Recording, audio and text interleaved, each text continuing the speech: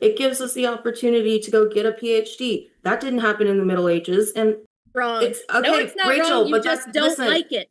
You just listen. don't. No, you listen. You listen. No, Because Rachel. what feminism has done is it has exposed women to more violence, not less. Women Wrong. living with super chats. My closing statement is that this debate was a mess. Rachel never once engaged with what I was actually saying and instead shoved a pile of straw into both my eyes and ears. That is my... And yours. All right, so this is the debate, whether feminism is more good or bad for society. He'll introduce the two people, and then we'll get into it. Good or bad for society, and we are starting right now with Amanda's opening statement. Thanks for being with us. Amanda, the floor is all yours. All right, so this is where she starts. These are our two contestants. So this is Rachel Wilson. She is standing for the men's rights, for everyone's rights, essentially. And then we've got Amanda, and she's standing for feminism. She brings out a slideshow at first, and we'll go quickly through that slideshow because this is her debate. This is all of her debate. The rest of the debate is just her reflecting back on her slideshow. So it's very important that we get the slideshow involved in it. All right. Hello. Thank you, James. I am Amanda Norman. I will share my screen. And did anything happen? Looks like it did. Okay. So I'm Amanda Norman. I am a middle school teacher outside of Dallas. So this is the biggest thing right here. Okay. Now I might just mute her because feminism isn't just better. It's wickedly better. Now, that being the forefront of our case should be a red flag for anyone watching this debate. Self-proclaimed debate coach. I don't know how much debate history she actually has. We'll get into that. A theater speech. So let me go ahead and actually jump forward here to, let's see. So this is about halfway through her slideshow. So if you want to watch the whole debate, I've dropped it in the link below. It's about a 3.5 hour long debate. So we're not going to cover the entire thing, but I want to get to some points that really, really egregiously stand out to me. So first off, she starts out with her little slideshow talking about how feminism is better for society and mentions that back in, what is this, 1910, it looks like, there was an insurrection of sorts by women that were fighting for the right to feminism, the right to vote, those kind of things. Now, where I don't condone, again, violence of any sort, if they were being violent to begin with, they were not in the right. It does not matter how they went about doing it or what they got. There we go. What they got in the end. It's about how they went about doing it. In this case, especially, they cannot break into government buildings. Either side, guys. So I'm not condoning anything that either side is doing. But she goes on to talk about how this is a big thing for them and a good thing for them to have done. There's a part in this that really stands out above the rest. So healthier relationships, and then this is where it really gets hit home. So I'm kind of in the way here, so let me move my screen. So equality, fairness, data-informed policy. I want you to keep that in mind. We'll slow down the time or the speed here, and we'll go back into it. Here. I do not really like to speak for other people, but things I have noticed amongst people who declare themselves to be anti-feminists are reacting to misinformation. Feminism is often portrayed as man-hating or extreme, which we have established is actually misandry, not feminism, when in reality it advocates for fairness. As far as I'm concerned, feminism begets misandry. I said it because honestly, if it wasn't for feminism, there wouldn't have ever been this idea that women can be better than men. I'm not saying that men can be better than women, but it just boils back down to the fact that might is. Might makes. Might is what makes your rights. Without might, without the ability to defend ourselves, without the ability to control the situation, you don't control the situation. So without the feminist idea, I don't see misandry ever being a possibility. And this idea that toxic masculinity, femininity, and masculinity can both be good or bad in its own right. Just plain and simple. So this idea that feminism isn't what causes misandry is possibly a misnomer. When in reality, it advocates for fairness, evidence-based policy, and human. Evidence-based policy. Please take that, mental note it, write it down, whatever you have to do, because that is going to come into play later on in the video. Equality, fairness, data-informed policy is what we have to go off of. Yes. So we'll go ahead and jump forward a little bit through this. Rachel then gives her intro and kind of starts to demolish Amanda's position. The thing is again, like I mentioned, Amanda took this slideshow, threw it up, and thought, that's it. That is all that it takes to win this debate. And because Rachel doesn't immediately fold and concede, then she gets upset, and we'll get into that. So I do appreciate Amanda coming with a well thought out presentation, and she clearly has actually stopped to think about these things, which is more than I can say for a lot of my opponents on this subject usually. So I do appreciate that. However, everything that was in those slides are things I have seen and heard before. They are the very things that made me feel like I needed to write a book and several other pieces in order to kind of refute, because feminism, the whole idea behind feminism, relies on framing. I say this all the time because they'll say things like fairness, equality, opportunity, dignity. However, these are things that are core tenets of liberalism as a whole.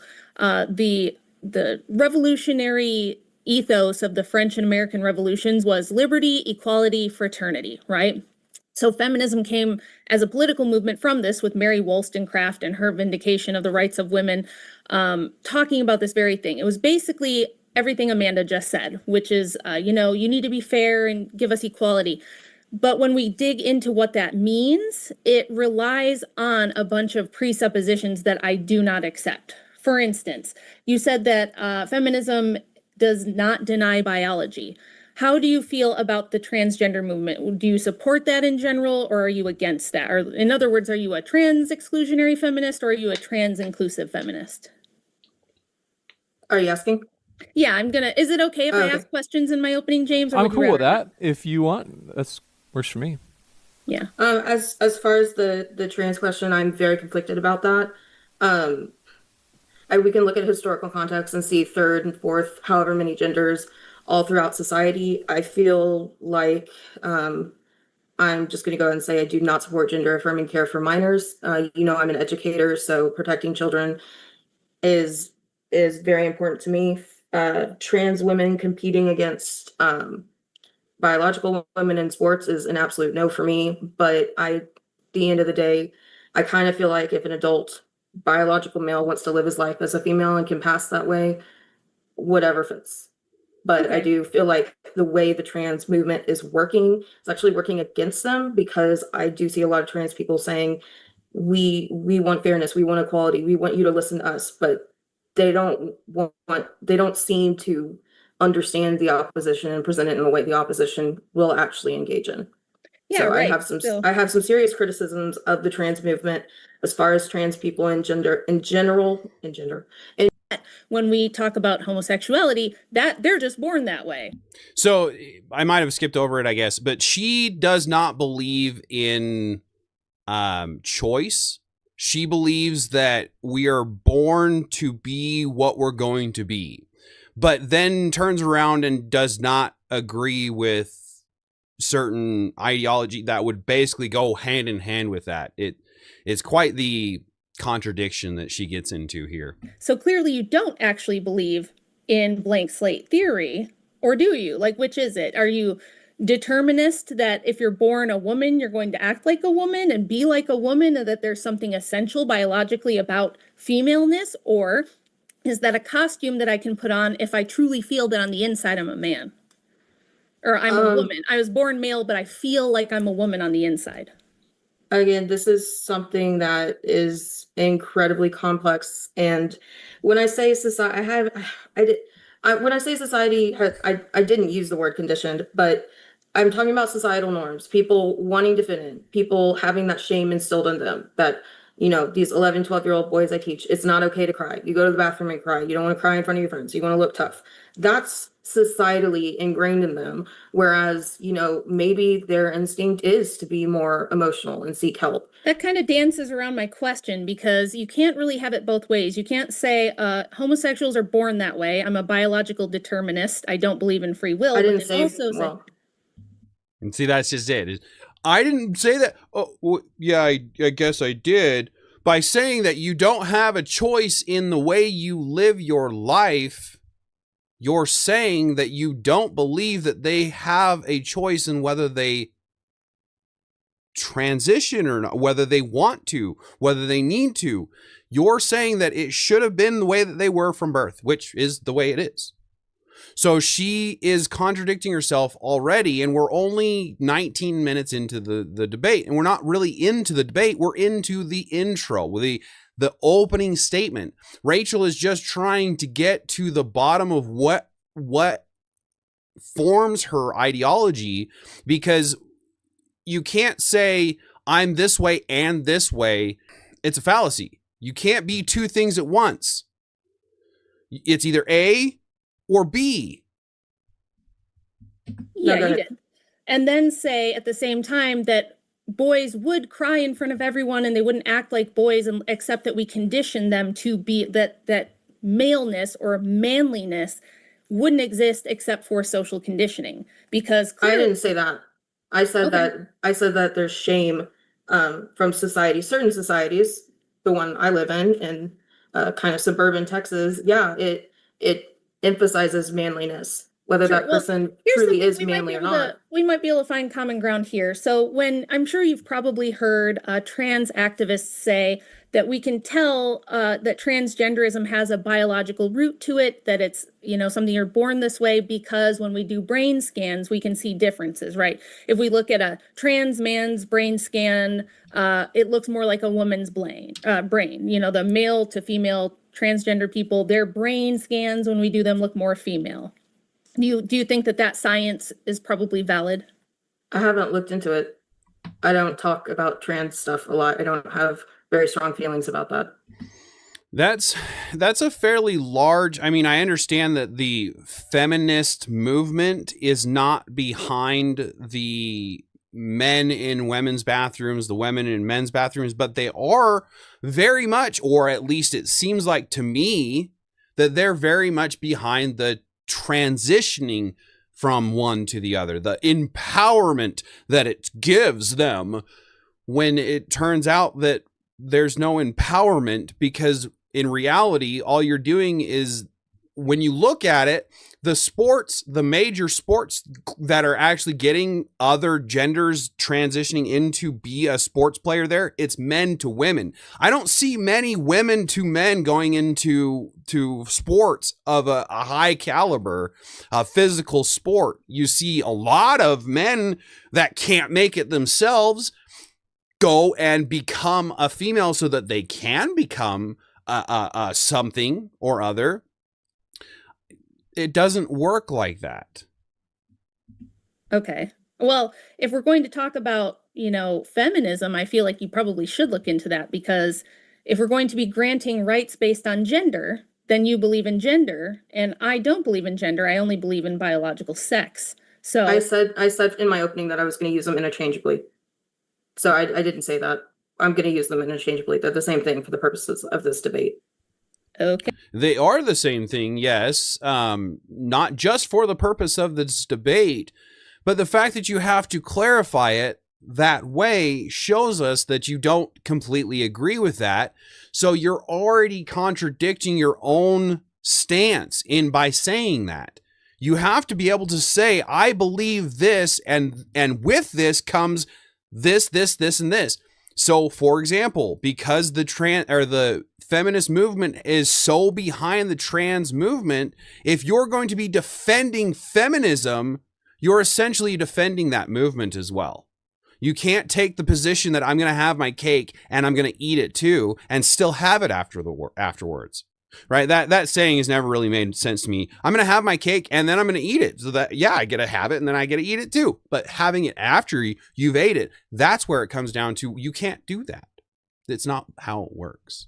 Hey, well, this is very inconsistent. You're kind of trying to wiggle out of it, and I see why you are. Because if transgender brain scans are real, then also, you said there's no differences really biologically and cognitively between male brains and female brains. And it was actually an argument of first wave feminists that there aren't any differences between male and female brains.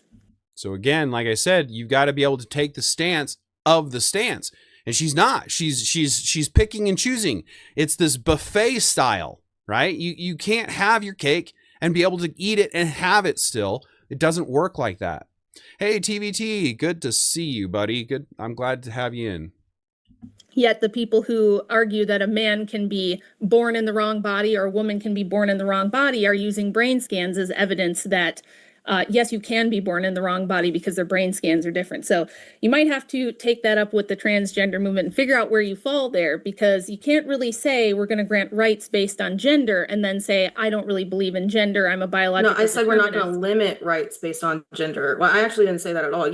We've jumped around from feminism to trans, and we went to homosexuality, and now we're back on trans. Well, that's because from your view, if you're a biological determinist and you don't believe in free will, then how can the behaviors of men and women be based on social conditioning?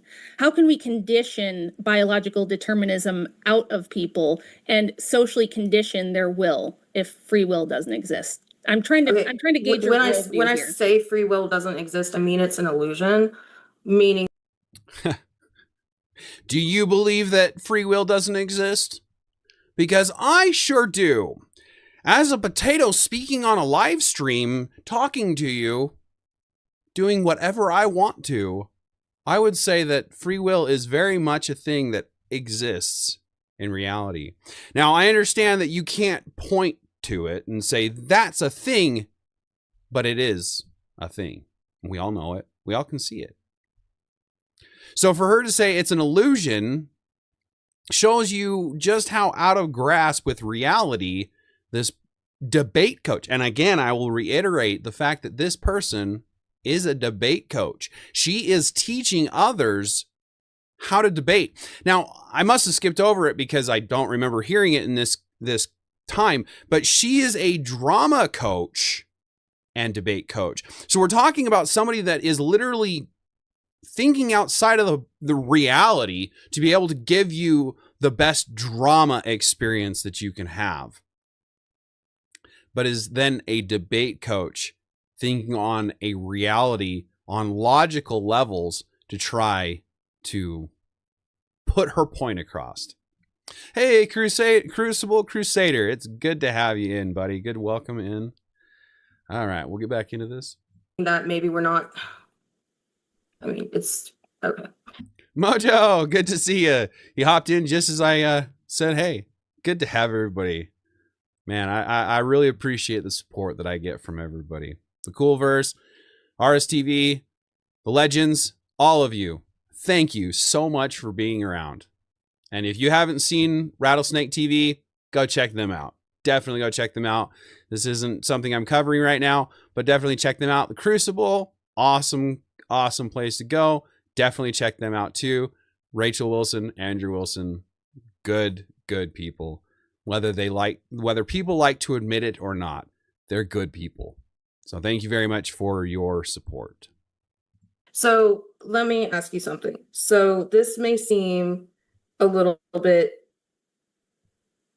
isolated, but if P entails Q and Q is why are we starting with a hypothetical? So this is one of my biggest, I wouldn't say issues with the debate, because it happens, but they rabbit trail badly in this debate, and they don't really, and it's Amanda, she constantly obfuscates, constantly filibusters, constantly interrupts, constantly tries to deflect from the fact that she's given her side. That slideshow was all that she has, and she has nothing more to get back to, so she just keeps trying to reiterate the same points. It's good because it's good. That's all she can say. My feelings, my preferences. Determined. Is P determined? If that were the case, you could say that, but I don't. If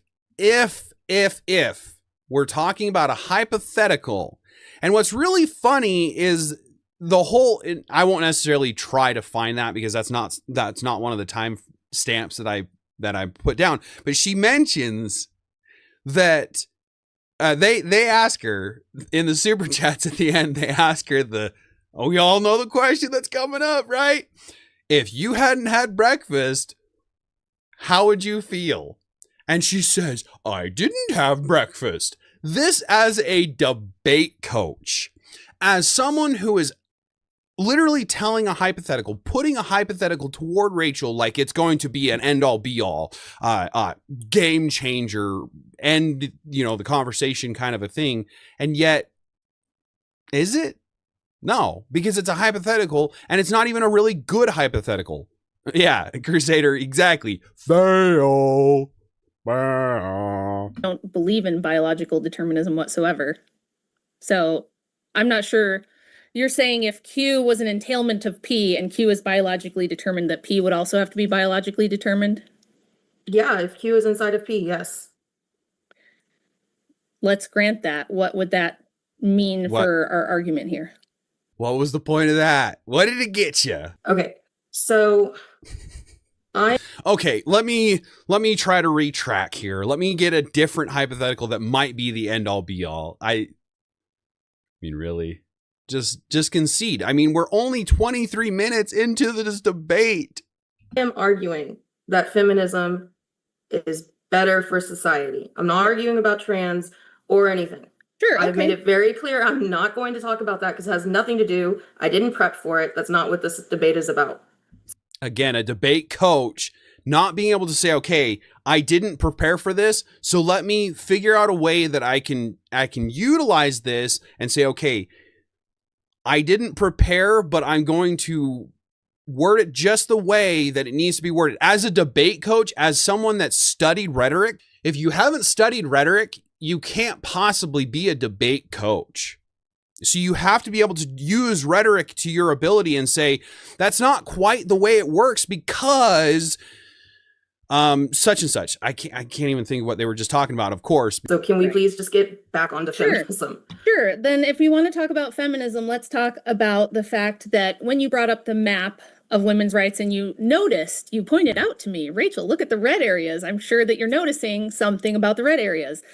And I did. The red areas are not Christian and they don't have a lot of technology. And if they do, they're more Muslim or more, Islam is not a system that I defend. It's a system I argue against. So I would argue that when you ended your slides there saying, the problem is that on a global scale, we haven't reached equality yet. You're talking about benefits to society that you think came from feminism, when mostly those benefits came from technology. So when you're talking about things like my GDP, my productivity, my first world living conditions, those are a result of the technological revolution, not of social engineering. Well, with that comes social engineering, with technology advancing. I love how so basically what Rachel is getting at here is without the ability to be comfortable in an office space, to be comfortable with being able to lift things, and that comes with technology. Without the ability to put that together, which is might, regardless of what you might think or say or feel, it doesn't change the fact that a man is going to be able to automatically pick up more, lift more, sustain more injuries, to be able to handle the weather better. As a construction worker, I'm here to tell you, I've been in the weather, and women don't like it. Whether they can do it or not, it doesn't change the fact that I don't even know if I like it per se, but I do it because I'm a man, and that's what my role is. I accept it. Most men accept their role. We understand where we stand. It's the women that are sitting here going, I want to be able to be a boss babe, and ruin everybody else's chance of being a mother. Because if you all have to go into the workforce, you all have to go into the workforce. You don't have a choice whether you stay home or not. Before this idea that everyone had to be in the workforce, it was simple that you chose to go out and do what you needed to do. There's certain roles that I still agree that women should be the main providers of those roles. Nursing, for example, I don't want to be a nurse. The hello nurse from back in the day of, what was it, Animaniacs, I think it was, right? That it was a cat call. Why would we want to be that, right? So I'm not condoning cat calling, even though women seem to want to go back to that now. I don't know what that's about, but it doesn't change the fact that a good portion of women want to be able to stay home. A good portion of men want to be able to allow their women to stay home, myself very much included. I had a home with a mother. She was home for me all the time, and it was beneficial. My dad worked 2 or 3 jobs to be able to keep the food on the table, and that is, I have a lot of respect for my father, but that's sad that we have to do that. And by adding in another quarter of the workforce, adding in women, yes, I understand that not all women are out in the workforce. It's about, I don't know, maybe 60%-ish of women are in the work area. So there are still some women that are able to be home mothers or whatever, but we're going further away from that. The further higher that inflation goes, the higher that the GDP has to be, the more women have to get out in the workforce. Let's see. Wickmoto, waffle head framing hammer on your thumbnail on a free. Ouch! What the goodness? Yeah, the waffle head framing hammer, even worse. I mean, I've done some flatheads hammer on my finger, and it doesn't feel good. The waffle, ouch.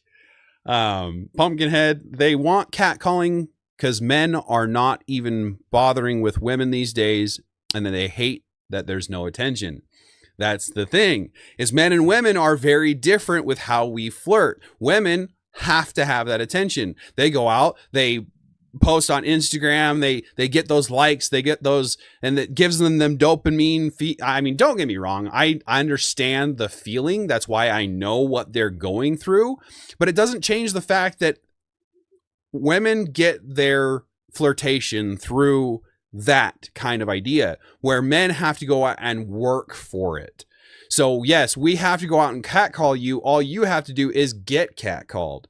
So we need to get back to that kind of idea. Again, I'm not condoning sexualization or objectification. That's stupid term ever to begin with.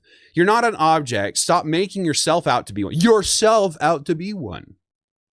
We don't make you out to be objects by catcalling you. You're proving that yourselves now by saying you want it, or you're wanting to be objects or something. I don't know, maybe. Don't call it art. One time I had surgery, an attractive nurse had me verify why I was there, and embarrassingly I had a slip of the tongue. I said had an abdominal horn. Okay, interesting. Yeah, I always worry about going to the hospital with an attractive nurse, man. I'm not gonna lie. I know that they're all professionals, but man, it's something when they're like, yeah, pull down. I don't know. I'm getting better about it. They did it to themselves, though, with all of this girl boss and you don't need no man, yet they call upon one to fix everything. Yeah, Pumpkinhead, that's just it. As again, as a man in I own a construction company, so I am very busy with helping people fix things, and I deal with a lot of women. I'm not saying that they can't do it themselves. I'm just saying they don't want to. Don't call it art. Women like when men are bold, but it still has to have the right tone. And that's the thing women like to be ooga booga bunked on the head and taken back to the cave. I can't really describe it any other way, because they need that. They crave that dominance. They crave that ability to protect them, to provide for them, to be able to, in a fight, make sure that they come out on top. And if they don't, a lot of the time the women lose attraction for them.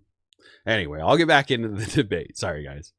Comes new knowledge and new ways to view the world. Well, no, what it 50 does, years ago. Okay. that's not true. What it does, what the Industrial Revolution and the Technological Revolution did, was create an illusion that men and women can be equal. There's a reason feminism did not come about until the Industrial Revolution, because there were not, if you watch, I know you were there, so if you saw my debate with Craig and he's talking about, well, we have tools now, we have tools, so women can do all the man stuff because there's tools. It's like, yeah, buddy, that's exactly my point. Prior to technology and the Industrial Revolution, there was no such concept that women and men were equal, could do the same things, should do the same things. There was no desire for that. And if you want to argue that society is better with feminism, show me a benefit of feminism to society that is not reliant on technology. And that bingo right there. Without the ability, again, that might, right, to put those things together and work out the technology, yes, women have their part to play in some of the things that have come to light in the technology field, but could men have done it without the women being in it? I'm not saying they couldn't. I'm not saying they can, but the fact of the matter is as soon as they became part of it, it forces that idea and that GDP and that inflation. We spend what we make. A lot of people, I'm not saying I shouldn't say that.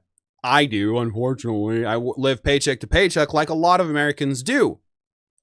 But we have to be aware of that, right? Yeah, TBT, I don't want a female doctor looking at me. That's just it. I've heard a lot of things about, female nurses and the promiscuity and the weirdness that happens with that. When it comes down to it, it seems like a lot of the time that when women have the force monopoly, when they have the ability to have the force, the might, they take advantage of it. That's human nature. We just need to get back to understanding each other, right? TVT, thank you very much for that. Hit the like if you haven't already. Please subscribe, share me out. Share that starch with everybody that you know, right? I'm always about trying to get to new people, that younger generation. We need to get them on the same understanding that are we literally just debating or debunking feminism here? Because we're talking to a debate coach, should have it worked out seamlessly, and she's struggling. And we're only 25 minutes into the debate, guys. Oh, goodness. There's always going to be the same thing women can't and won't do with what Rachel said. It brainwashed women thinking they can do what a man can do. Yeah, Pumpkinhead, that's just it. Is how feminism has affected reality, affected policy, is by making women think that they can be men. I don't see that being a good thing. That's not equality. That's different. That's superiority, essentially, at that point in time. Because if you think you can do everything a man can do, and then some, because we can't have kids, we can't produce the birth, right? We are the ones who produce the life, regardless of what you like to admit. We're the ones who produce the life.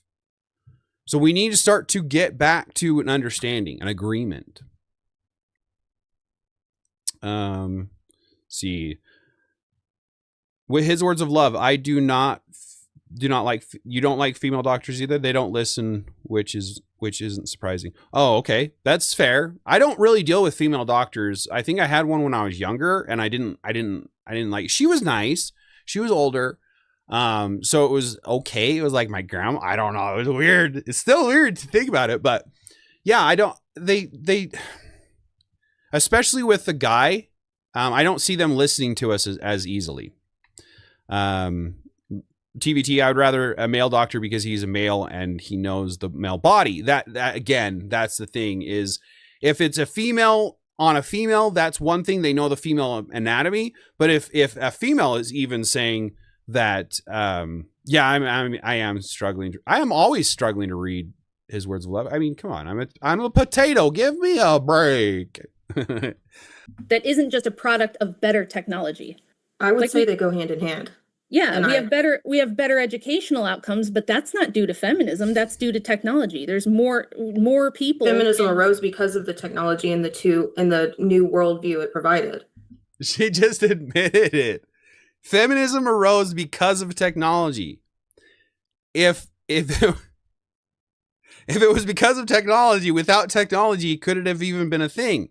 If it's not a political hold and political ideology, it's not doing anything for society, good or bad for that matter. So if it's not an action, an actual political ideology, it doesn't matter. So it is a political ideology, and she just admitted that it has to be technology. If we didn't have the ability to build the buildings, if we didn't have the ability to make plumbing, to make air conditioning, those kind of things, we couldn't have the industrious factories that we do. You couldn't, women would, they complain with air conditioned office spaces that they're too cold. I have dealt with this myself in the many jobs that I've been in. Women cannot handle the same things that men can handle when it comes to heat, cold, the weather, those kind of things. It wasn't the worldview that did the improving of people's lives. It was the technology. Technology increases education. Technology increases medical care. It reduces infant mortality. It reduces maternal mortality. There's one really good example where I can prove this. In the United States, we have rising maternal mortality for the first time since we discovered germ theory. Do you know why that is?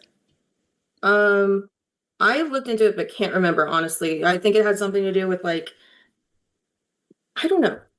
It's older women. It's older women having babies. That's what it was.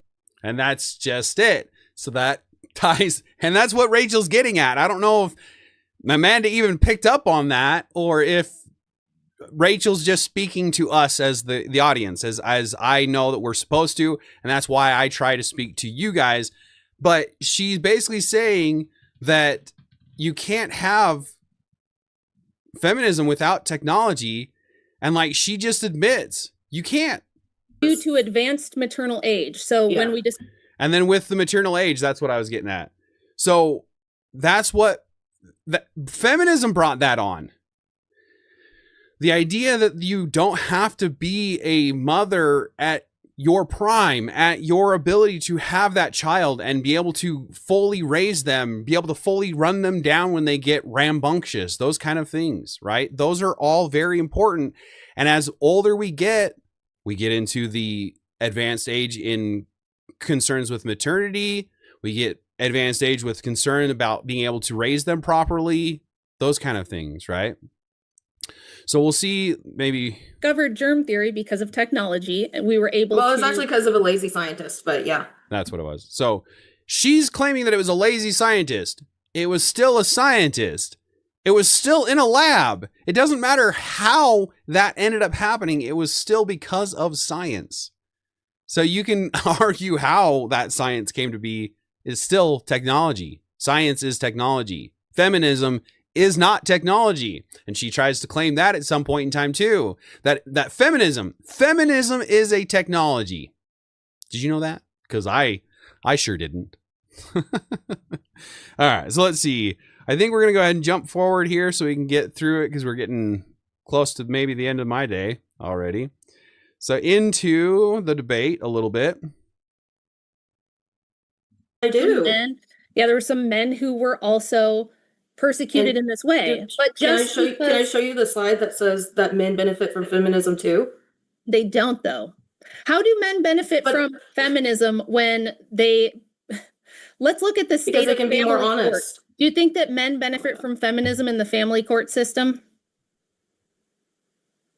So this is where Rachel starts to debunk the idea that feminism is good for both men and women, as she claims in her opening slideshow show, whatever she wants to call it.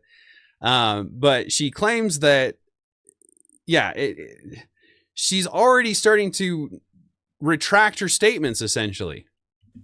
I'm not sure where you're going with this. Has feminism given men equal parenting rights? Well, it gives It does it? Oh, really? I don't know of any movement personally, and I could be a potato here, but I don't know of any movement personally that is trying to get men the right to have equal rights. That being, whether that be because you have the right to submersions, that we have the ability to financially abandon. I'm not agreeing with that. I just think we should stop submersions.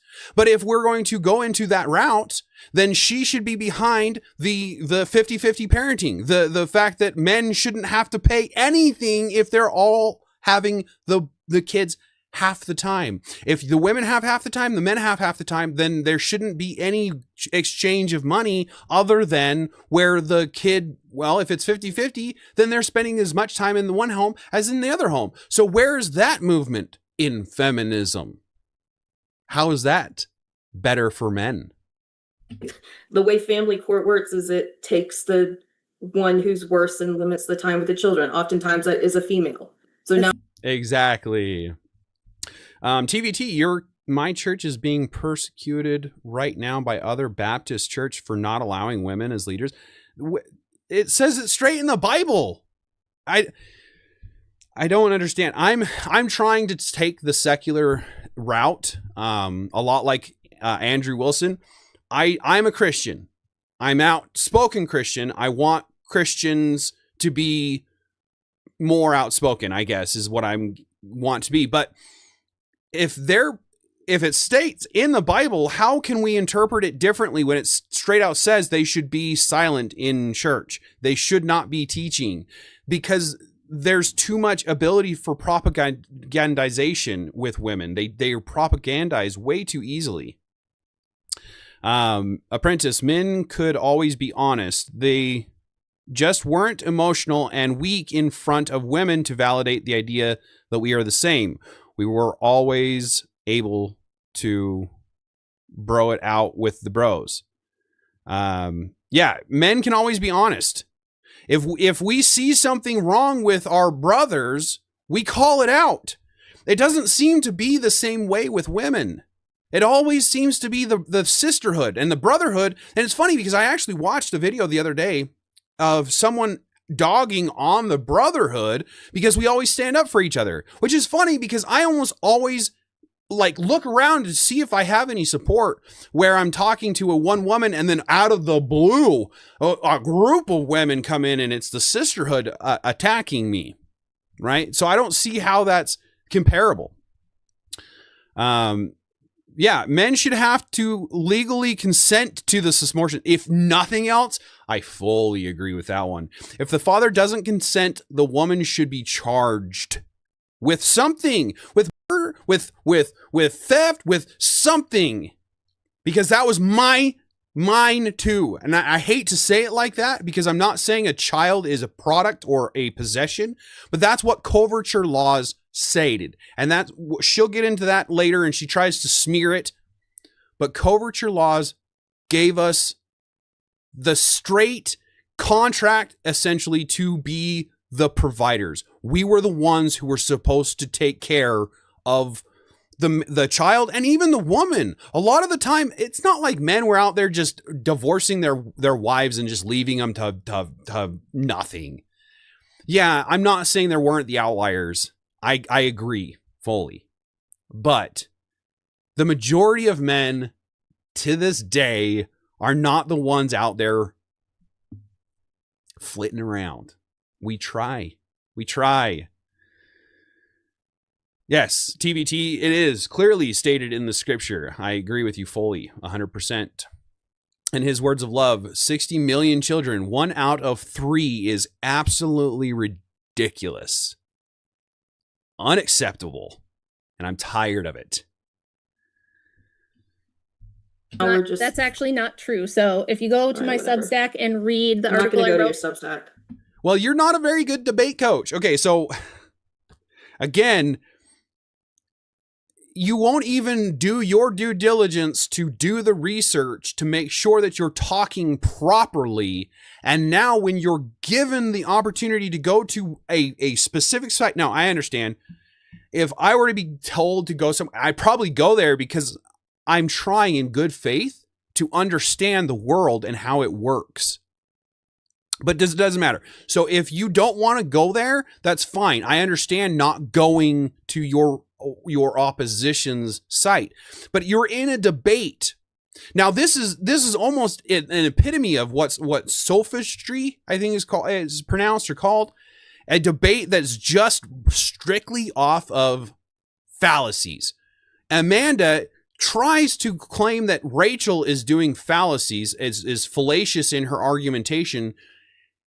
Every single thing that Rachel has said up to this point has been backed by facts. Everything that as Amanda has said has been feelings, or speculations, or I read it in the Magna Carta that back in the Middle Ages, women couldn't have jobs, and so that was unbeneficial. Middle Ages. Again, if you guys haven't seen this debate, go check it out, the whole 3 hours, because as a debate coach, I cannot stress this enough that this should have been second nature. Half of the things that she's being asked should have been already automatically built into her case. I'm so confused by this particular debate. Feminism is an ideology, and she tries to equate it to being equality. She says that if you're okay with equality, you should be okay with feminism. No, I'm okay with equality. Feminism is not equality. I'm sorry, but no matter how you want to look at it, it is not equality because it does not equal out for men as much as it equals out for women. We'll go ahead and get back into this so we can maybe try to get through it. You should, because you'd learn a lot. You could go there and read my article, 45 Years of Data Proving That Men Are Not the Threat.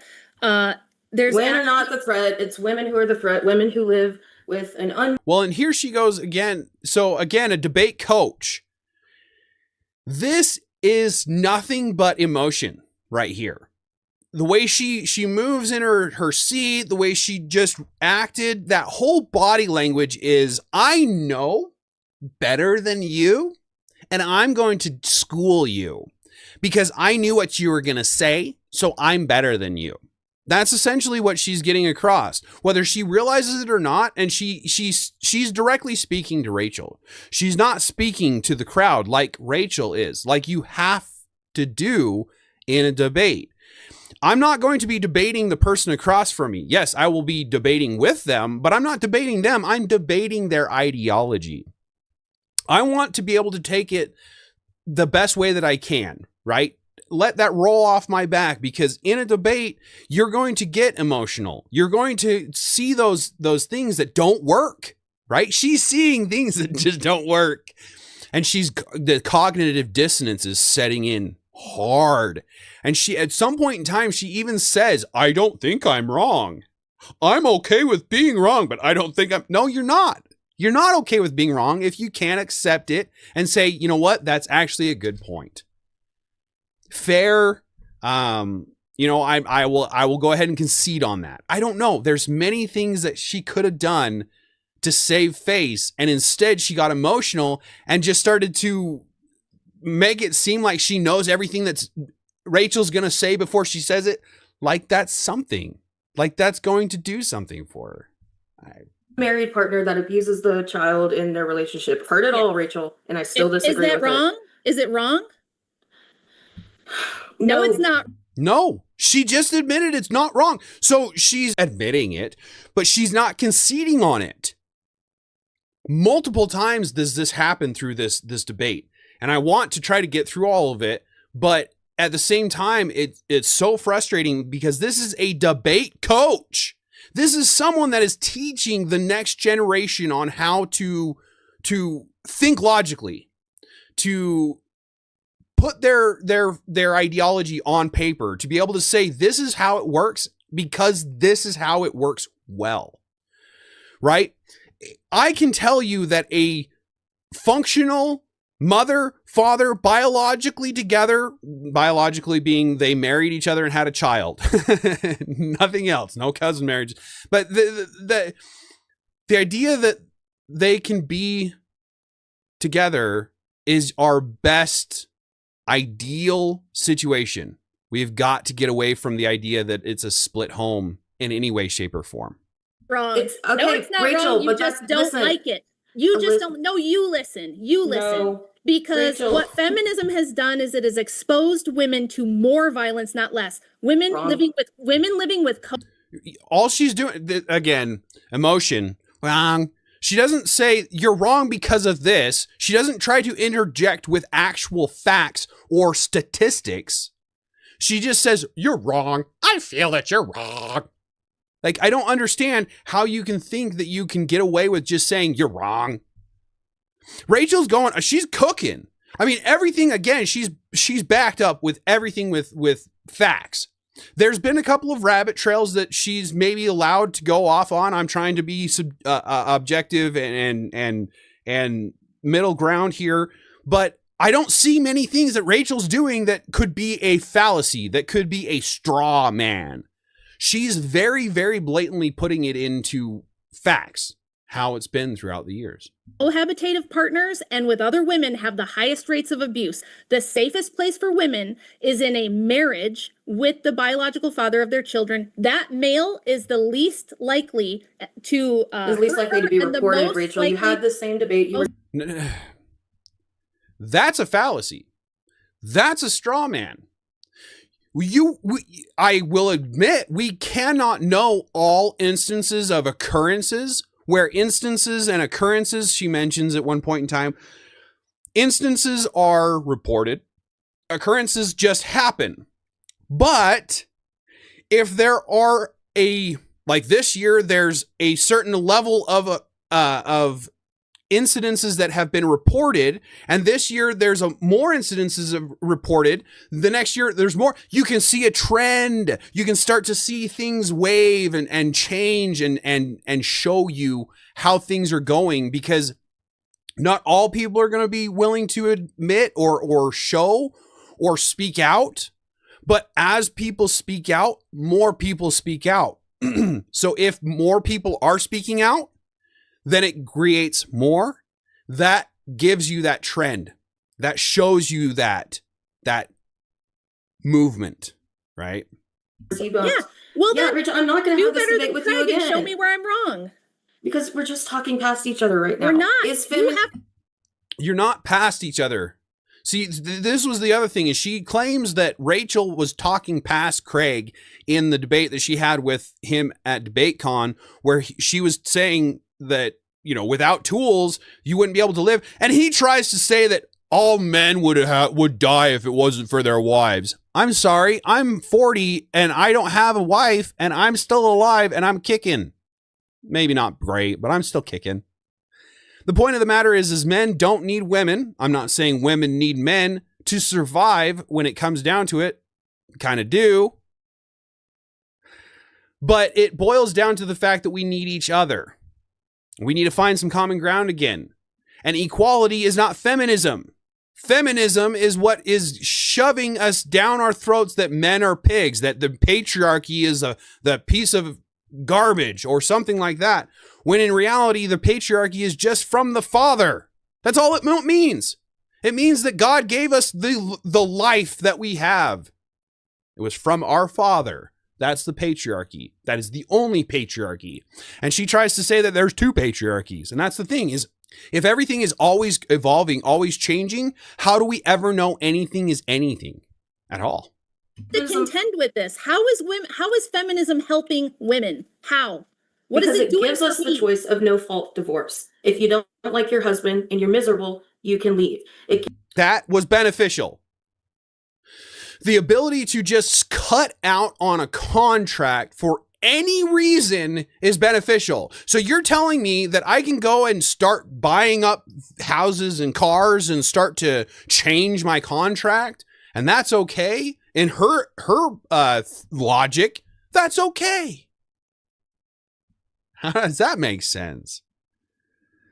Goodness gracious. She never shuts up, never shuts up. Seriously, she doesn't give Rachel any opportunity to just actually prove anything. She just constantly interjects with my feelings, my preferences. That's not right. I'm right. You're wrong. And doesn't give any facts. She really thought that that slideshow was going to be the end all be all. She didn't have to worry about anything else. That would prove her case. And that the rest of it, she could just sit there and laugh and gloat. I don't know. We'd be more lonely, but we would probably be less stressed out. And that's just it is I'm lonely. I'm lonely, sure. But now that I'm online, I have you guys. I don't need it. I haven't had it for too long. I don't care. That's the thing, is I'm not an incel because it's not like I'm trying for it. I don't care anymore. You did it, women. Good job. You made the good men not freaking care anymore. That's what happened with feminism. That's the good that you've done. And I know that there's going to be a lot of women that see this and go, yeah, that's awesome. Until you're 40 and your cats and you don't have any ability to have a kid and you're starting to freeze your eggs or whatever the case is, and you try so hard and you can't. It's time that women start to understand you're not getting us by the way that you're being. Gives us the opportunity to be seen intellectually for what we are and to go be a CEO of a corporation if we want to be. It gives us the opportunity to go get a PhD. That didn't happen in the Middle Ages. And there it is, the Middle Ages. Was anybody getting PhDs in the Middle Ages? Like, oh my goodness. That far back? Like, how do we know anything in the Middle Ages? Honestly, we have the Magna Carta, as she claims later on, and that gives us all of the information about everything that ever happened during that time. there are probably women out there who wanted to. Most of those women were actually nuns, surprisingly enough. Exactly right. Oh, wow, imagine that. Again, debating her own position by doing all of this. Maybe Feminist here. beings can make decisions. I think that idea permeating society. Yeah, Pumpkinhead, women, you know, CEOs, it's a big position. I'm not necessarily saying they can't be CEOs, but if you're a CEO of like an oil field, for example, and I know this is probably an extreme condition, but I worked on the oil field and I know what it takes to be in the oil field, and I didn't see many women. So if you're a CEO, more than likely you were born into the right company, or you were DEI hire essentially, and you're now a CEO of the company, or you purchased something or something like that, and you don't know, you didn't work your way up through the ranks. If you did, props. You're the outlier. Don't make me out to be the bad guy because I'm saying that everybody, I don't talk in monoliths. I'm just saying that majority of women that are CEOs, I don't know, right? So I don't know as far as that goes. I don't necessarily disagree with it, but I don't know if it's the case that should be. Again, I think that secretarial work, nurse work, that's all perfectly fine for women to do. And I know that that's going to come off as sexist. I'm not trying to be sexist. I just believe that women should be protected I think that they should be given the ability to be able to stay at home and have their kids raised like they want to be. But this idea that they all have to go be CEOs, they all have to go be boss babes, is making it so that people can't be mothers anymore. And that's the tragedy. What you think is not the same thing as presenting evidence or giving me an argument. You're telling me that you just keep telling me, I like this. I think it's better. But you can't. You asked me to tell you how it's been better. You I have did. to. Do you understand what an argument is? You said you're a debate coach, ma'am. Do you Yes, not and understand how to Rachel, present do an argument? you understand what an argument You either is? have to. And again, this is why I jumped to this part, because she tries to push it back off on her, and Rachel's come with facts and statistics and things like that. And Amanda has the slideshow, which she hasn't even actually pointed back to and said, yeah, according to this data on this slide, or I gave you my sources. So according to this source, this is this. She hasn't given any of that. And Rachel has, and yet she's trying to say that Rachel hasn't given her any points. Have logic that backs it up, and so far in your logic you've been You have to have a claim, you have to have evidence, you have to have reasoning. right, and you've given me none of that. None. Okay, Try Rachel. again. All right, ask me a question. You shouldn't have to have her ask you a question, because you know the debate prompt. Why are you not just immediately going back with, okay, feminism is good because I can show you that more women have gotten into the workforce, created more of a GDP than 0.2% or whatever the GDP has raised, something like that. If she wants to point at GDP and where half of our workforce is women, or a quarter or a third, I think it would be a third of our workforce is women, she should be able to point to the GDP has gone up almost a third of what it was. But I'm pretty sure it hasn't gone up to that point. So she can't point at GDP as a positive for feminism, and that's pretty much all she points at in reality, other than equality, fairness, all these virtues that feminism doesn't have a monopoly on these virtues. They're just trying to utilize them, or say that they're utilizing them. His words of love, women and men women need men. Watching a survival show once, there was a group of men and a group of women. The boat gets to the island and the women are crying because their stuff will get wet. The men probably just jumped in with their stuff in tow and hauled it over to the island, started a fire, and dried it out. There's nothing wrong with things getting wet. Just because you get a little dirt under your fingernails or a little water on your toes is not going to hurt you. But yes, there's been a lot of, well, not maybe a lot, but a few videos of few shows that I've watched of survival shows that the men start out awesome. They get their camp set up, they get their food, they get their fire, they're set, they're having a party essentially, and then the women are on the other side of the island just trying to find a campsite. They can't even find a campsite, and then when they find a campsite, they can't start fire, they can't do what they need to do. And these are women that have chosen to do this. It's not like this show is just grabbing people randomly off the street and saying, hey, do you want to do this? They're recruiting people. This is something that has happened because they wanted to be there. They thought that they could be there, and yet they can't. So yes, men are needed, period. Let's see. His words of love. I want to be a CEO of a farm with sheep. Yeah, I want to be a farmer. I want to be a shepherd. I'm tired of the rat race. I'm here to basically tell you guys that I want to disappear, and as soon as I can, I'm disappearing, I guess. I don't know. The men were having the time of their lives. Yeah, that's just it. Is again, they were having parties, they were eating good meats and fish and food and drink, and the women couldn't even make a fire. Yeah, exactly.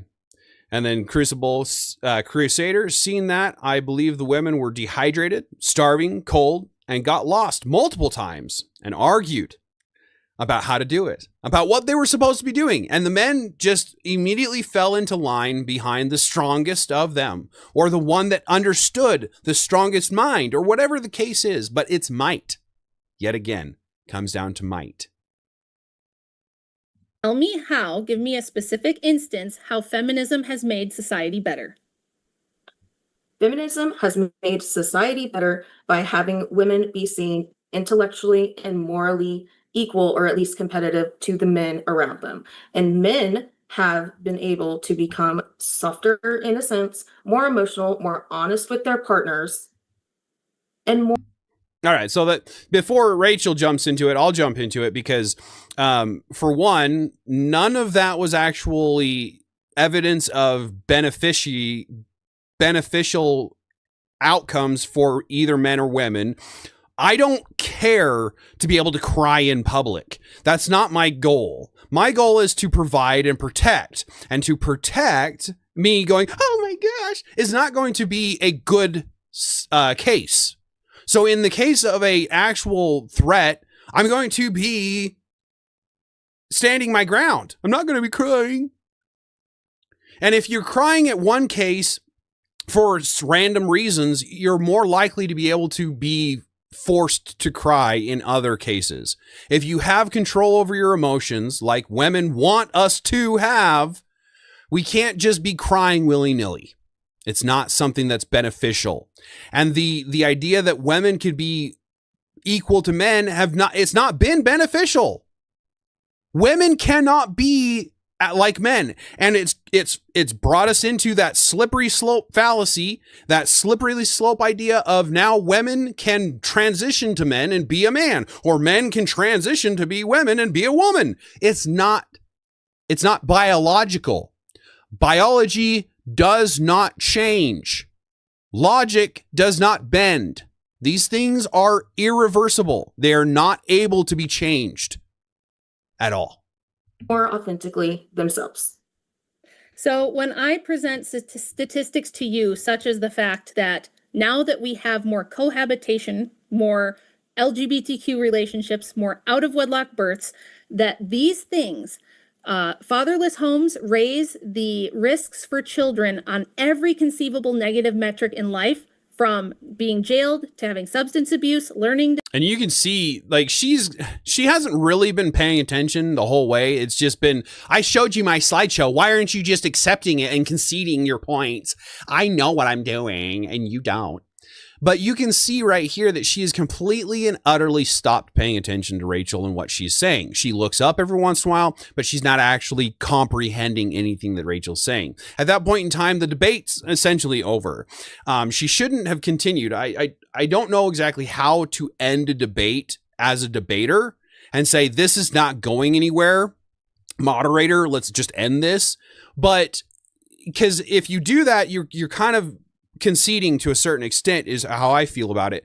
But Amanda is no longer engaging, if she ever was. We're only an hour into the 3 hours and 12 minutes, and about 3 hour mark is where they end it. And then Dr. James Coons, he talks a little bit further. But point of the matter is, this debate was ended in the first intro, right? And I'm just kind of showing you the fallacies that the debate coach utilizes as much as she can. Now here at 1:08, so here in a minute or so, she starts to actually deny her own stance. Disorders, being abused, having a criminal record, ending up in any sort of negative situation in life that you can think of. Having no father in the home is the #1 risk factor for children, far and away above and beyond anything else. That women who live in cohabitative relationships, lesbian relationships, are far more likely to experience domestic violence than women who are living with a married partner. And again, it goes back to that the conversation about the survival. Women can't even coexist in a one-on-one condition better than men and women can coexist, let alone men and men. Men and men, I don't agree with gays, but the gays are the ones who have the best retention rate in relationships. It's the men. So why are the men the problem? How do you consider us the problem? when I talk about the fact that we have now Rachel, this has been argued against you before, and you're just going to talk past it.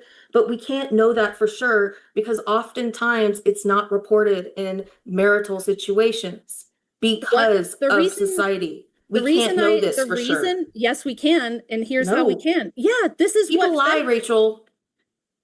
Like you are right now. So that's just it. Is again, like I'd mentioned earlier.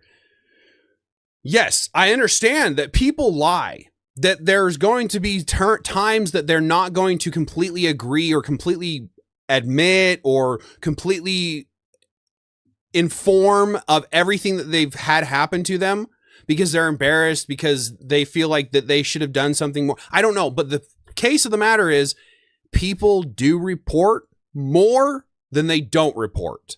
So it doesn't matter of how much is not reported, because we can't guarantee it was or it wasn't.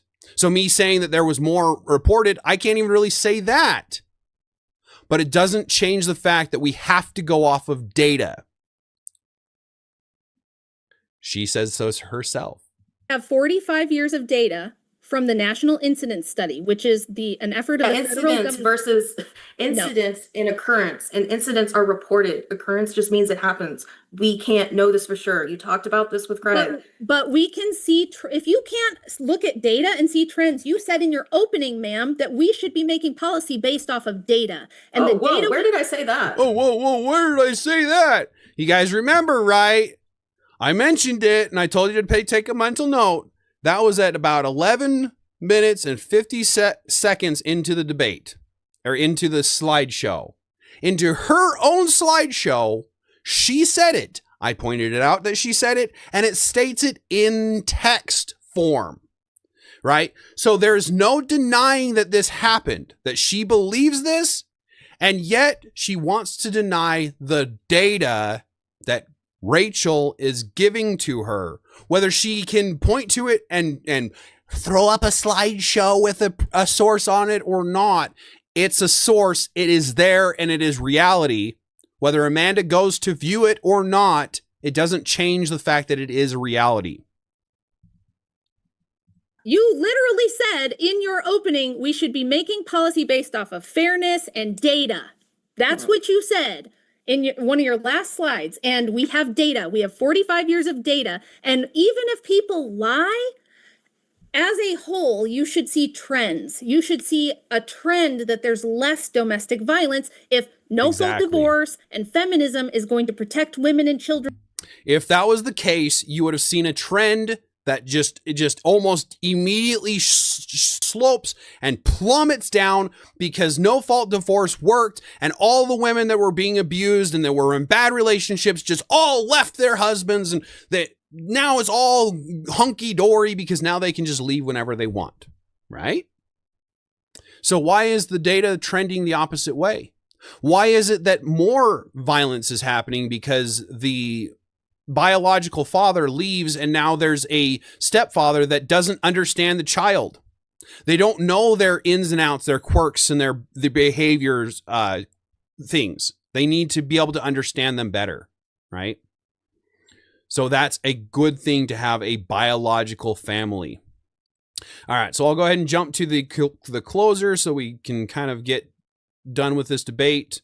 So now the women who do want to stay home, not only do they face massive economic hardship, but they don't have their mothers or their cousins or their sisters or their friends at home to help them like they did before. Children used to be raised in extended families and in communities because all the women were home raising the kids. Well, we call that school nowadays, but you don't send your kids to school. I think you probably do think it's great that the children are raised by people like you. You're their family now. You raise the kids. Okay, because the reason I homeschool my kids is because I want them to be around their mother, their father, their aunties and uncles, their cousins, their neighbors and friends in their community, our fellow parishioners. Not everybody is afforded that privilege. I don't want Amanda So again, continuing to interrupt her instead of looking at the camera and looking her into her eye, essentially. I understand that you can't really look into someone's eye, but you can give them the respect, like I try to do with you guys, to look at you and acknowledge that you're a real person, that you're talking to me as if I'm a real person and we are on the same page and respect each other on the reality that we are trying to get to an understanding. If you're not debating to get to an understanding, what are you essentially doing? You're yelling at a brick wall, right? Or you're making them yell at a brick wall. That's not going to get us anywhere. We need to be able to debate properly. I think it's dialectically, where you're actually proposing real cases, real facts, real information. I think Andrew Wilson mentions at one point in time, you give three your best websites or your best sources, and you then present them in the debate, but those are the three sources that the other person has to research and fully understand how to demolish or be able to concede or whatever they have to do. We need to get back to the better debating, not just sophistry, not just I'm right because I feel like I'm right. Women to raise my kids, but most women feel they don't have that choice. Most women feel they've got to use the public school system and they've got to pay for daycare because they can't make it otherwise. So if they don't have kids, no one's making them have kids. If feminism is supposed to be about giving women choices, why did it take away their choice? It didn't take away their choice to have children. And it just took away their choice to stay home with those children. She goes on to say, well, why did you homeschool if you don't have all the kids or all the women at home? Well, I can't until I start the trend back to being at home. Women have been forced into the workforce. So we're here trying to start the trend back to be able to allow those women to be home. Have to have children if they don't want to. What if they want to? What if they want to have? Well, then they want to have it both ways, and they can't. No. What if women? What? You just said. Again, debate ended. You just said what you can't have is both ways, and yet you are sitting here saying that you can have it both ways as a biological determinist or whatever she said at the beginning, that free will is just an illusion, and that we're set on a path, but yet trans can be trans. Most women didn't want to go to work, and I bet there's a ton of women watching this right now. They're gonna be like, she's right, fuck this shit, I don't like going to work. Whose idea was this that I have to get up every day? Oh, they're lazy. Yeah, right there. I cannot believe that she actually said that. Women that have kids out there, I know many of my followers do. Are you considered lazy by anyone that you know personally? Because I, for one, am going to tell you that you are not in any way, shape, or form lazy for being a mother. You do a lot for your kids. You do a lot for the community by raising your kids right. I give you respect for the parenting that you do with a biological father. The single mother, though, and I'm not targeting single mothers here. Please understand that if you're a single mother, there are cases that you did not have the choice. I understand that. But the idea that we have no fault divorce and they can just divorce them however they want to or whenever they want to and just bail for whatever reason. The men have the equality and should be able to bail it for any reason too. And you're not going to like that. The state is not going to accept that. So we need to get back to actual equality. And feminism does not support equality. You said that, okay, so you think women who'd rather stay home and raise their children are lazy? Yeah. Do you think you could survive one day in my life as a mother of 5 children under 11? Yeah. Yeah, I know I could. I'm so much better than you. Someone that calling you lazy, calling her lazy, calling anybody that wants to have kids and feed back into the actual community. She thinks you're lazy. I'll just leave it at that, I guess. His words of love. Yeah, this I don't understand it.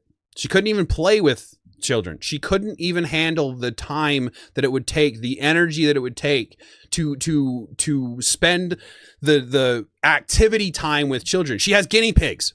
That's what she has. She doesn't have kids. She doesn't have any intention of having kids. Now, whether she can or she can't, I don't know. I don't know the case in that, but she doesn't. She has guinea pigs, which is not kids. It is not the case. She is a teacher, and she talks about this. I want to say I might cover it, but I'm not sure.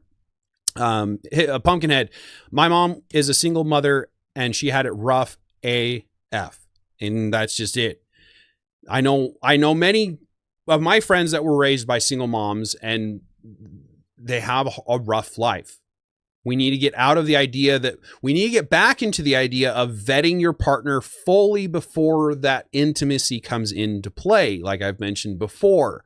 But once that intimacy has come into play, if you feel comfortable enough to get into the intimacy with that person, you love them. You have to be able to force through it. If they become violent or something of that nature, yes, of course, get out of a bad situation. But you need to start thinking that, is this really me or is it really them? And we need to start getting back to understanding ourselves. I think you could Rachel, do. I teach 11 and 12-year-olds every day. 7 times a day, I have a room full of 15, 11, and 12-year-olds. Yeah, I could do it. Yeah, in a building where you have them for like an hour and then they switch out to a different kid and you get to go home at the end of the day. You're not up with them all night while they're throwing up. You're not around them all day long. You have a building, you have other teachers, you have other adults. You've got this whole You have a husband, you have your aunt and your cousins and all those other people. I don't, because all the But women I in thought my that's why family you went to work. homeschooled. No, the women in my family all went to work. So yes, But you said you homeschooled orthodox. because you want them around their cousins and their aunts and their husbands. I do, but all you that. sent all the women to work. You sent all the women to work. So So that's like she's saying, I want them here. But your attitude, your ideology has made it so that I can't have them here. So until I start the trend back to that way, I need to start that trend. Yeah, Pumpkinhead, she teaches kids. Young. And again, she's a drama debate coach. Drama/debate coach. So again, thinking fantasy for drama and then thinking logically for debate. I don't know how I feel about that combination. Public school system. I guess that explains everything, right? why do you homeschool if that's not your goal? I mean, this is getting way off target, but I think it's just kind of showing. It is my goal. I'm saying that women like you, selfish women like you who want to be guinea pig moms, ruined it for the women like me who want to raise the next generation of human beings because you think I'm lazy and you think you're the one doing the real work because you sit on your ass in a classroom for a couple hours a day and read out of a book and grade some papers. I'm also educating my own children and raising them 24/7.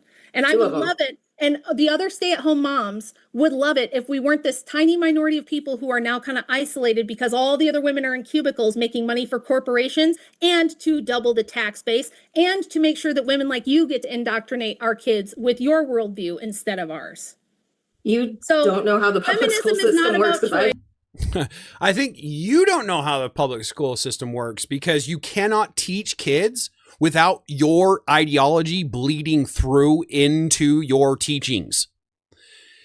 Unless you're a robot. I mean, it's like me right now, guys. I've said things that maybe I don't necessarily should say online. I don't know. All I'm saying is there's cases where we don't always say things exactly as a script should say or whatever the case is. And unless you're trying to feed them your ideology, you're going to feed them your ideology regardless. I never once shared my views with children. I know what you can't teach children all day. You just told me you spend more time with kids than I do. You spend as much time. I didn't say that. So I didn't say I spend more time with children than you do, Rachel.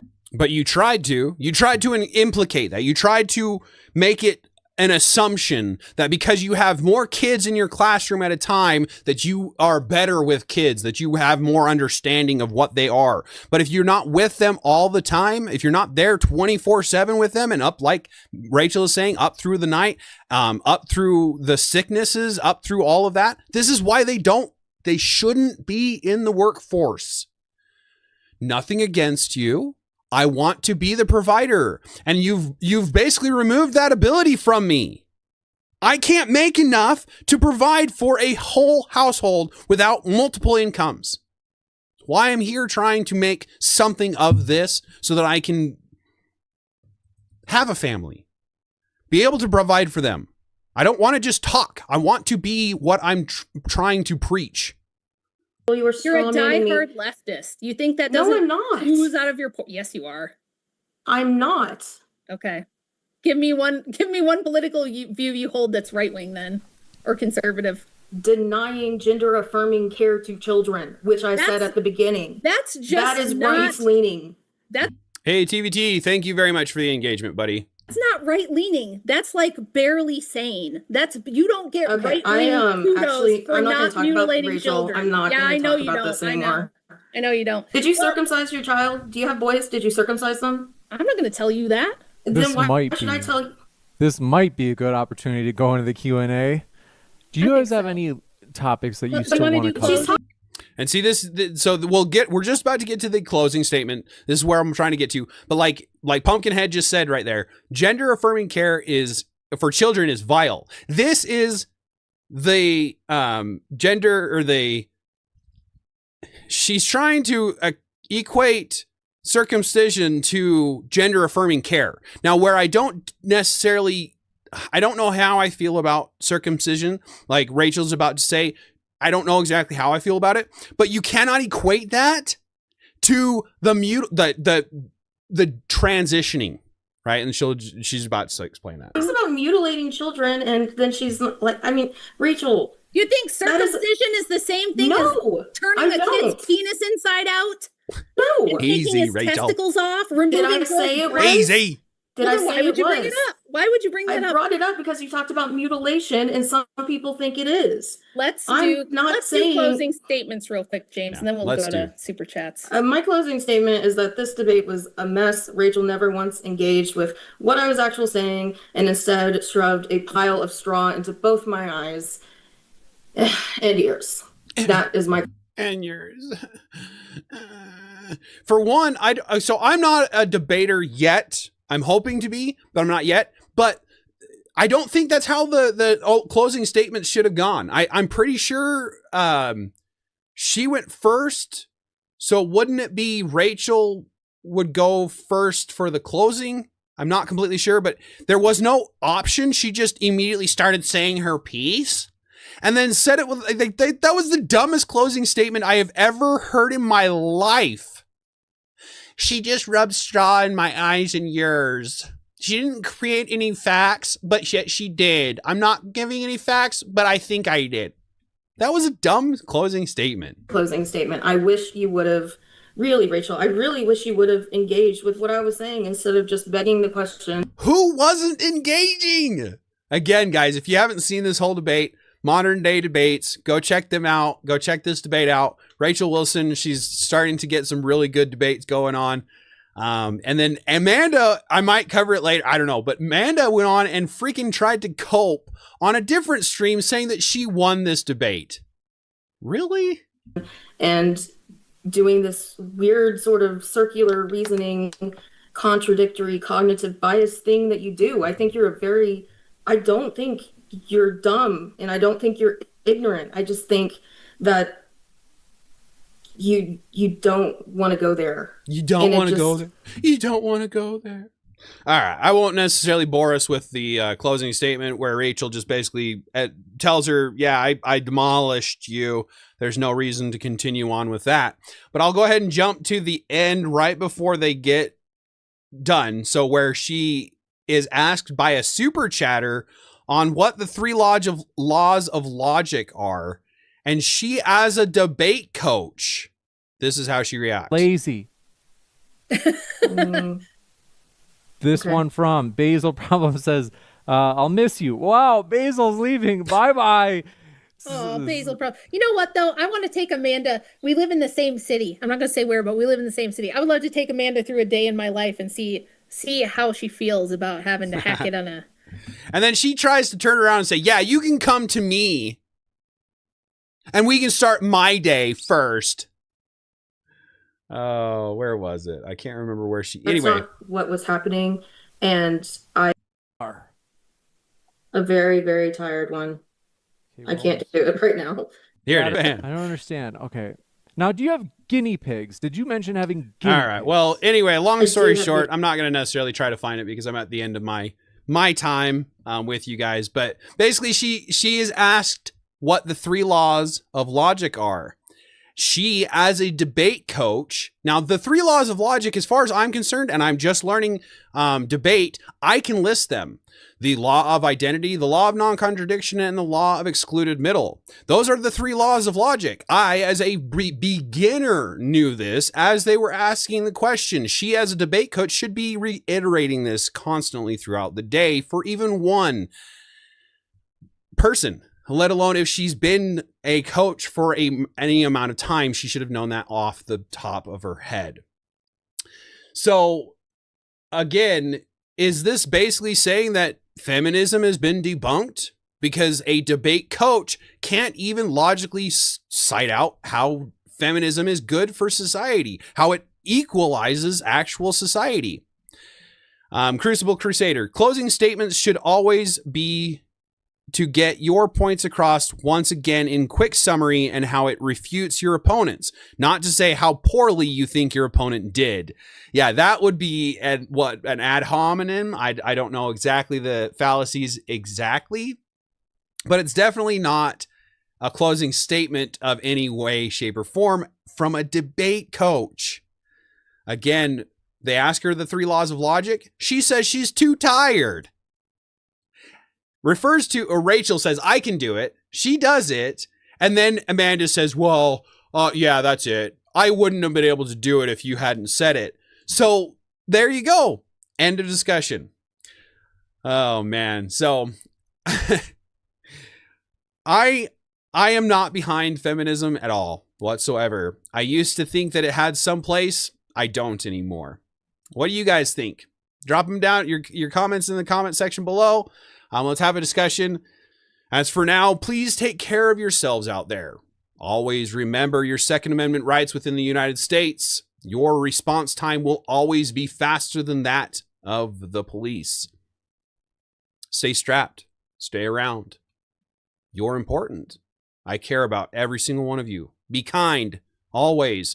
And for those outside of the United States, stop giving up your rights. Do not go through with the buyback program and hold your ground. You're important just like the rest of us. For now, please take care of yourselves out there. And I greatly appreciate the support. You have a good night. The Potato signing off.